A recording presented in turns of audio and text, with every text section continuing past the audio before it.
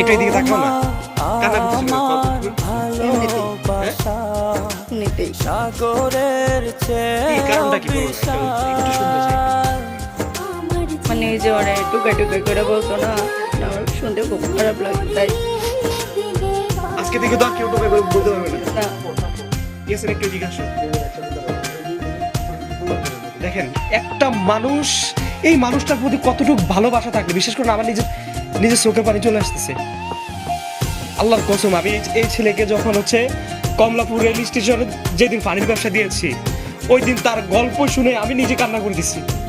আর সেই গল্প শুনে হচ্ছে আমার এই বোনটি আসছে, এই বোনটি এসে হচ্ছে এই ছেলেটি ও নিজে কান্না করতেছে।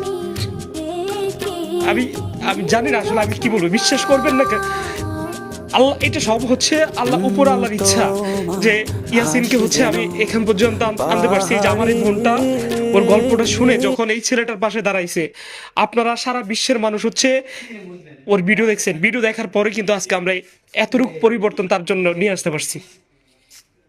আর হয়তো আমার অনেক ভাইয়েরা এতদিন ভিডিও দেখে বলছে কি আমি নাকি বিউ ব্যবসা করি। ভাই এই ছেলেটা যদি কিছুটা পরিবর্তন করে যদি মনে করে যে আমি বিয়ে ব্যবসা করি, তাহলে ভাই আপনারা আমাকে বলেন, সমস্যা নেই। কিন্তু আমি বলবো আপনারা আমার জন্য দোয়া করবেন, যাতে করে এরকম ছেলেদেরকে আমি কমলাপুর থেকে, মানে এরকম জায়গা থেকে যেন নিয়ে আসতে পারি। এটার জন্য একটু দোয়া চাই আপনাদের কাছে, আর কিচ্ছু চাই না। কারণ ওদের দুইজনের কান্না দেখে ভাই বিশ্বাস করে আমি কান্না থামাইতে পারতেছি না।